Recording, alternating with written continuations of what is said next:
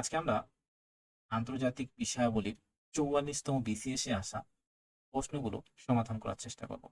পাশাপাশি বিভিন্ন ইম্পর্টেন্ট কথাবার্তা বলবো প্রশ্ন রিলেভেন্ট। তো চলুন আমরা শুরু করে ফেলি। প্রথম প্রশ্ন দেখি কি বলছে, যে কোন দেশের আরব বসন্তের সূচনা হয়? এইটা উত্তর আমরা মোটামুটি সবাই জানি, টিউনিশিয়ায় সর্বপ্রথম আরব বসন্তের সূচনা হয়। তো এই আরব বসন্ত সূচনা হয়েছিল মূলত একটা ফল বিক্রেতাকে কেন্দ্র করে। তো এই ঘটনাটা ঘটে ২০১০ সালে ডিসেম্বর মাসে। ২০১০ সালের ডিসেম্বর মাসে একজন ফল বিক্রেতাকে কেন্দ্র করে। এই ফল বিক্রেতা সে তার নিজের শরীরে নিজে আগুন ধরিয়ে দেয়। তো এতে দেখা যায় যে তিউনিসিয়ার মধ্যে একটা গণবিক্ষোভ তৈরি হয়, যেটা গণ অভ্যুত্থানে এক সময় রূপ নেয়। দেন এটা পুরা আরব মুসলিম দেশগুলোর মধ্যে সংগঠিত হয়। দেন এটা এক সময় দেখা যায় যে ২০১১ সালে ১৪ই জানুয়ারি তিউনিসিয়ার স্বৈরশাসক, কত সালটা বললাম দেখেন, ২০১১ সালের ১৪ই জানুয়ারি ১৪ই জানুয়ারি, যে তিউনিসিয়ার যে স্বৈরশাসক ছিলেন ওনার নাম ছিল হচ্ছে জাইন এল বেল আলী। ঠিক আছে, এই জাইন এল বেল আলী তিনি হচ্ছে মূলত তার পতন ঘটে এই স্বৈরশাসক। পরবর্তীতে এই যুদ্ধ কিন্তু এখন পর্যন্ত চলমান। এগুলো মুসলিম দেশগুলোর মধ্যে মোটামুটি এই গণবিক্ষোভটা ছড়িয়ে পড়েছিল মিশর, ইয়ামেন, লিবিয়া, সিরিয়া, বাহরাইন ও মরক্কো পর্যন্ত। ঠিক আছে, তো আমরা এটা জানলাম। তাহলে আমাদের এখান থেকে দুইটা বেশ কিছু ইনফরমেশন যদি আমরা আরেকটু রিকেপ করে নিই। এক নম্বর, আরব বসন্ত কোন দেশের সূচনা হয়? সেটা হচ্ছে তিউনিসিয়া। কত সালে? ২০১০ সালের ডিসেম্বর মাসে একজন ফল বিক্রেতাকে কেন্দ্র করে। তো এই ফল বিক্রেতার নামটাও যদি আমরা মনে রাখি, যদিও খুব বেশি ইম্পর্টেন্ট না, বাট আমরা যদি মনে রাখি, তার নাম হচ্ছে ওয়াজি ওয়াজি ওয়া এটা হচ্ছে ফল বিক্রেতার নাম। ঠিক আছে, তাহলে আমরা আবারও বলি, কোন দেশে আরব বসন্ত সূচনা হয়েছিল? তিউনিসিয়ায়। কত সালে? ২০১০ সালের ডিসেম্বর মাসে। কেন হয়েছিল? একজন ফল বিক্রেতা বেয়াজিকে কেন্দ্র করে তিনি তার নিজের শরীরে কি ধরে দেয়? আগুন ধরিয়ে দেয়। দেন এটা কি এক সময় গণবিক্ষোভ থেকে গণ অভ্যুত্থান থেকে শুরু করে এখন পর্যন্ত এটা মুসলিম আরব দেশগুলোর মধ্যে চলমান। ওকে, এবং ২০১১ সালে ১৪ই জানুয়ারি জাইন এলবিন আলী তিনি তার কিন্তু পতন ঘটে। এবার আসি ২ নম্বর প্রশ্ন। ২ নম্বর প্রশ্নে বলছে, কোন সালে রাশিয়া ক্রিমিয়া দখল করে নেয়? আচ্ছা, এটা খুবই এটা গুরুত্বপূর্ণ প্রশ্ন। ঠিক আছে, তো রাশিয়া ক্রিমিয়া দখল করে নেয় ২০১৪ সালে। তো এইখান থেকে আমরা গুরুত্বপূর্ণ কিছু কথা বলি ক্রিমিয়া দখলের ব্যাপারে। তো এই ক্রিমিয়া হচ্ছে কৃষ্ণ সাগরের উত্তর উপকূলের একটা ছোট দ্বীপ। এই দ্বীপের মধ্যে গণভোট হয়। এই গণভোটে ক্রিমিয়ার লোকজন রাশিয়ার পক্ষে ভোট দেয়। ঠিক আছে, তাহলে এই যে দ্বীপের মধ্যে যে ভোট হয়েছিল, এই ভোটটা কবে হয়েছিল? এই ভোটটা যদি আমরা বলি, এটা হচ্ছে আমাদের ২ নম্বর প্রশ্ন।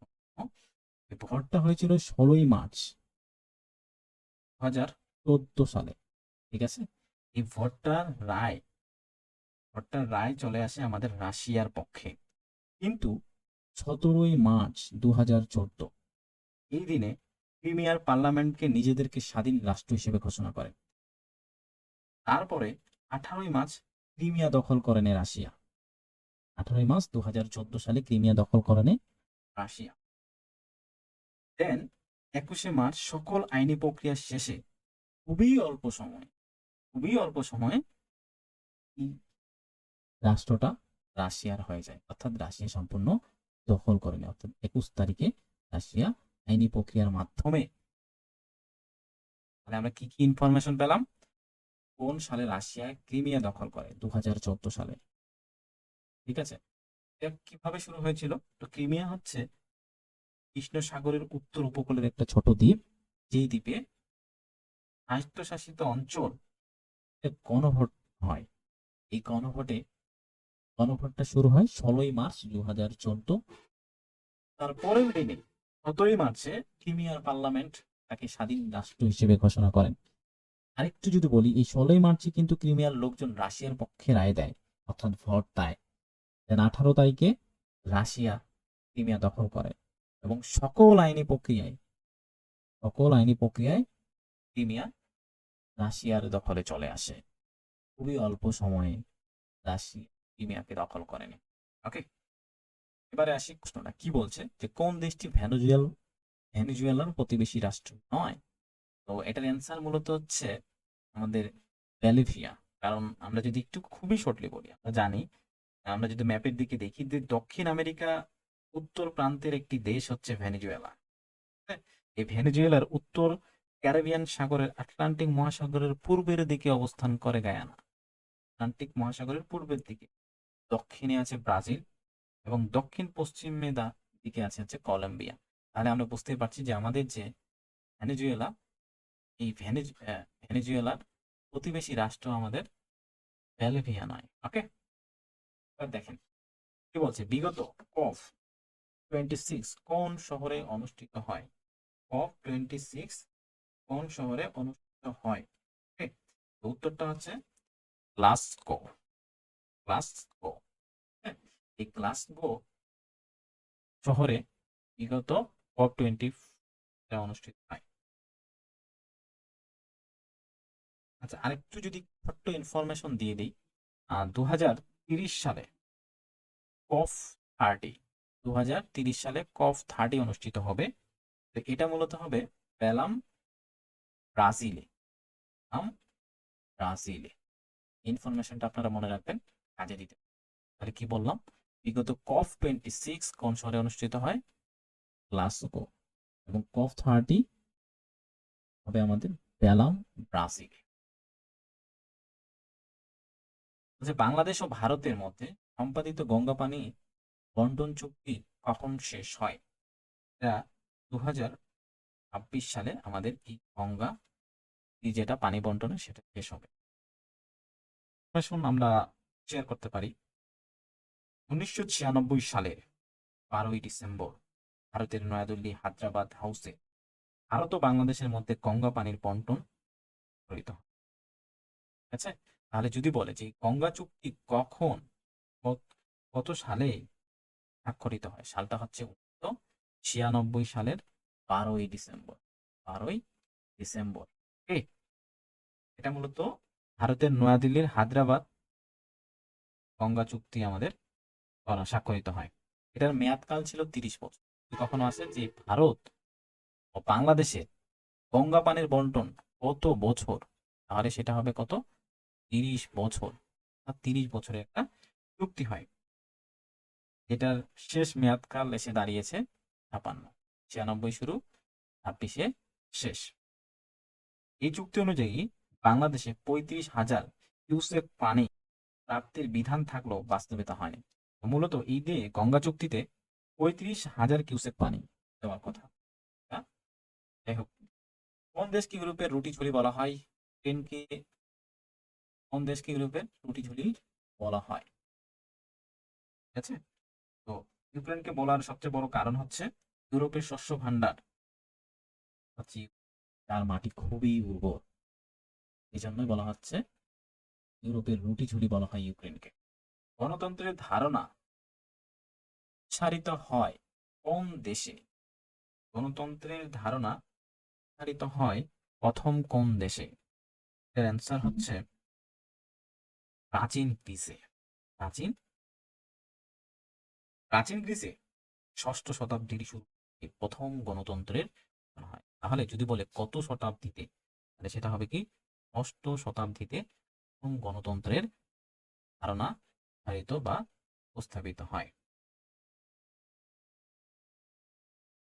এরপরে আমরা চলে আসি 8 নম্বর প্রশ্নে।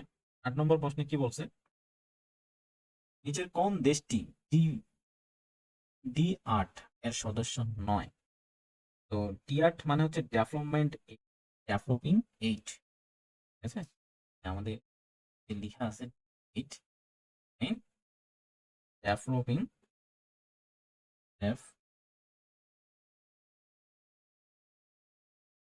ডেভেলপিং 8। তো এই ডেভেলপিং 8-এর মূলত যে রাষ্ট্র আছে 8টা, সেটা হচ্ছে তুরস্ক, ইরান, মিশর, নাইজেরিয়া, পাকিস্তান, বাংলাদেশ, ইন্দোনেশিয়া, এইসব দেশ। এখানে জর্ডান দেশটা ডি8-এর সদস্যভুক্ত নয়, বাকি এই দেশগুলো ডি8-এর সদস্যভুক্ত। একটু যদি এখান থেকে ইনফরমেশন মনে রাখা যায় যে ডি8-এর সদর দপ্তর মনে রাখতে হবে যে তুরস্কের ইস্তাম্বুলে, তুরস্কের মধ্যে এর হচ্ছে সদর দপ্তর। 9 নম্বর প্রশ্নে চলে যাই। ওয়ার্ল্ড ইকোনমিক ফোরামের বাৎসরিক অধিবেশন কোথায় অনুষ্ঠিত হয়? তো এই বাৎসরিক অনুষ্ঠান অনুষ্ঠিত হয় দাভোসে। তাশখন্দ চুক্তি কোন দুটি রাষ্ট্রে স্বাক্ষরিত হয়? তাশখন্দ চুক্তি মূলত ভারত আর পাকিস্তান এই দুইটা রাষ্ট্রের মধ্যে স্বাক্ষরিত হয়। আমরা যদি তাশখন্দ ব্যাপারে হালকা একটু ইনফরমেশন জানার ট্রাই করি। 1966 সালে 10ই জানুয়ারি ঐতিহাসিক তাশখন্দ স্বাক্ষরিত। সালটা কত? তাশখন্দ কখন হয়? তো 63 সাল। সালটা অনেক ইম্পর্টেন্ট, তারিখটা খুব বেশি ইম্পর্টেন্ট না। হুম 10ই জানুয়ারি হবে। বছরের কোন দিন জাতিসংঘের সাধারণ অধিবেশকদের বার্ষিক অধিবেশন শুরু হয়?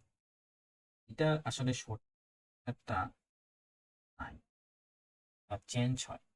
তো এটার সঠিক অ্যান্সারটা ওভাবে নাই, কোথাও সোমবার কখনো মঙ্গলবার, এই জায়গাতে কনফ্লিক্ট আছে।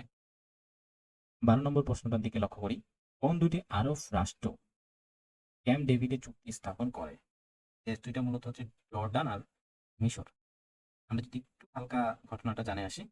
1978 সালে 17ই ডিসেম্বর যুক্তরাষ্ট্রের মেরিল্যান্ডের ক্যাম্প ডেভিড মিশর ও ইসরায়েলের মধ্যে ক্যাম্প ডেভিড চুক্তি, ঠিক আছে? কখন এবং কোথায় international union for conservation of nature IUCN প্রতিষ্ঠিত হয়? 1948 সালে ফ্রান্সে। 48 সালে ফ্রান্সে। তো IUCN এর ঘটনা যদি সংক্ষেপে বলি, এটা মূলত প্রকৃতি এবং প্রাকৃতিক সম্পদ যেগুলো আছে সেগুলোকে রক্ষা করা বা এইগুলোর বিষয়ক একটা আন্তর্জাতিক সংস্থা। 1948 সালে 5ই অক্টোবর ফ্রান্সে প্রতিষ্ঠিত হয়। যার সদর দপ্তর হচ্ছে সুইজারল্যান্ডের গ্ল্যান্ড শহরে। সুইজারল্যান্ডের গ্ল্যান্ড শহরে। একটু হালকা পাতলা মনে রাখলে হয়। যোদ্ধা কূটনীতি কোন দেশের সাথে সংশ্লিষ্ট? এটা মূলত হচ্ছে চীন। নেকড়ে যোদ্ধা কূটনীতিক কোন দেশের সাথে সম্পর্ক সংশ্লিষ্ট? সেটা হচ্ছে চীন। নেকড়ে যুদ্ধ বা নেকড়ে যোদ্ধার যে কূটনীতি, এটা যদি আমরা বলি হালকা করে, খুবই নতুন বিদেশি নিষেধাজ্ঞার মোকাবেলায় নেকড়ে যোদ্ধা কূটনীতি শুরু করে দিয়েছে। বিশ্বের দ্বিতীয় শীর্ষ অর্থনৈতিক দেশ চীন। মার্কিন চাপে G7 দেশগুলো যাতে নিষেধাজ্ঞা আরোপ করতে না পারে তা নিশ্চিত করতে নতুন পথ বেছে নিয়েছিল বিশ্বের শীর্ষ অর্থনীতি। রক্ষা করব। নেকড়ে যোদ্ধা কূটনীতি কোন দেশের সংশ্লিষ্ট? এটা অ্যান্সার হইতেছে চীন।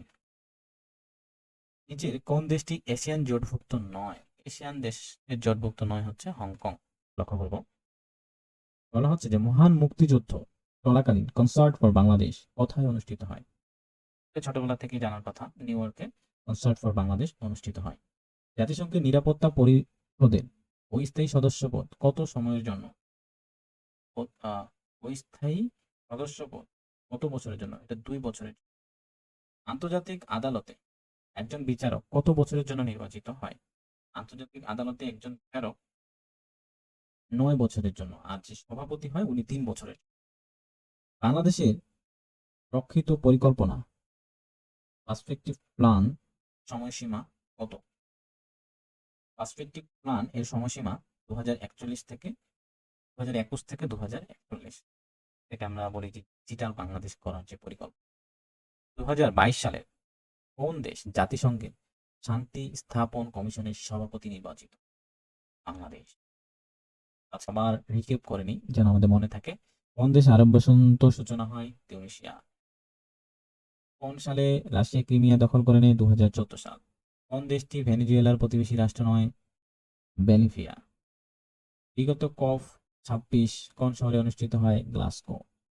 বাংলাদেশ ও ভারতের মধ্যে গঙ্গা পানি বন্টন চুক্তি 2026 পর্যন্ত শুরু হয় 1996।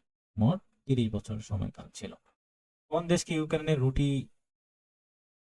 ঝুড়ি বলা হয়? ইউক্রেনকে, কারণ ইউক্রেনের মাটি অনেক উর্বর, এখানে অনেক বেশি চাষাবাদ হয়।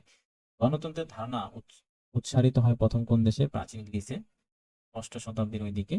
নিচের কোন দেশটি G8 এর সদস্য নয়? জর্ডান। ওয়ার্ল্ড ইকোনমিক ফোরামে বাৎসরিক অধিবেশন অনুষ্ঠিত হয় দাভোসে। তাশখন্দ চুক্তি কোন দুটি রাষ্ট্রের মধ্যে স্বাক্ষরিত হয়? ভারত পাকিস্তান। প্রথাগত বছরে কোন দিন জাতিসংঘের সাধারণ অধিবেশনে বার্ষিক অধিবেশন শুরু হয়? এটা একটু কনফিউশন আছে, কখনো সোমবার কখনো মঙ্গলবার, তো এটা স্কিপ করি। কোন দুটি আরব রাষ্ট্র ক্যাম্প ডেভিড চুক্তি স্থাপন করে? জর্ডান এবং মিশর ক্যাম্প ডেভিড স্থাপন করে। কখন এবং কোথায় international union of conversation of nature 1948 সালে ফ্রান্সে অনুষ্ঠিত হয়? একরে যোদ্ধা কূটনীতি কোন দেশে? চীনে। নিচে কোন দেশটি এশিয়ান জোটভুক্ত নয়? হংকং। মহান মুক্তিযুদ্ধ চলাকালীন কনসার্ট ফর বাংলাদেশ কোথায় অনুষ্ঠিত হয়? নিউ ইয়র্কে। জাতিসংঘের নিরাপত্তা অধিবেশনে অস্থায়ী সদস্যপদ কত সময়ের জন্য? 2 বছর। আন্তর্জাতিক আদালতে একজন বিচারক কত বছরের জন্য নির্বাচিত হয়? 9 বছর। বাংলাদেশের প্রকৃত পরিকল্পনা সময়সীমা 2021 থেকে 2041। 2022 সালের কোন দেশটি জাতিসংঘের শান্তি কমিশনের সভাপতিত্ব নির্বাচিত? বাংলাদেশ। সালামু আলাইকুম।